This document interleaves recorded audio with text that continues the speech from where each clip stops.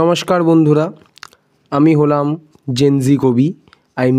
Gen Z বাচ্চাদের কবি, যে বাচ্চাদের পছন্দ করে কিন্তু বাচ্চাদের নকশামো পছন্দ করে না। এটি আমার প্রথম কবিতা, আর এই কবিতার গ্রন্থ হলো গিয়ে গুদের সত্যতা। তো আপনাদের সামনে প্রথমেই আমি প্রকাশ করতে চলেছি একটি সুন্দর কবিতা, যেটির নাম হলো পর্ণপ্রকাশ। পর্ণপ্রকাশ এই কবিতাটির পিছনে একটি বৃহৎ একটি গল্প আছে।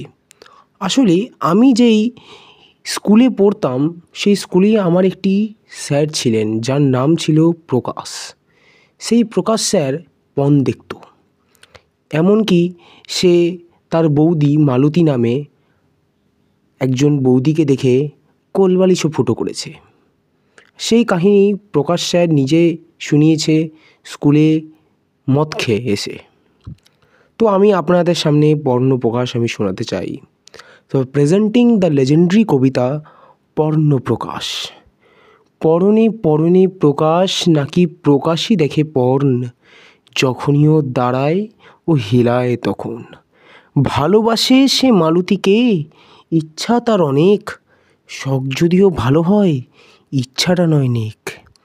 দুধ খেতে ভালোবাসে সে, ইচ্ছা করে না তার খেতে, এক নম্বরের মাদারচোদ, রোজ চায় কাউকে পেটে।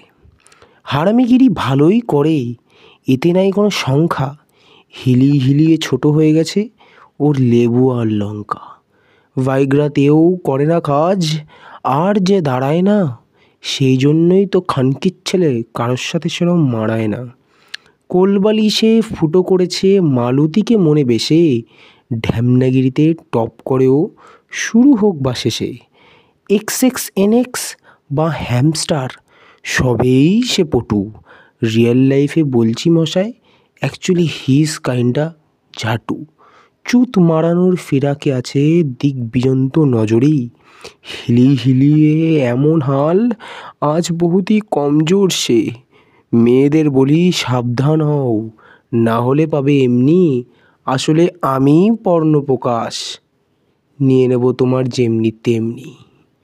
নমস্কার, ভালো লাগলে এটিকে শেয়ার করবেন, লাইক করবেন, আর এরকম ভিডিও যদি আপনারা পেতে চান তাহলে চ্যানেলটিকে অবশ্যই সাবস্ক্রাইব করে রাখবেন।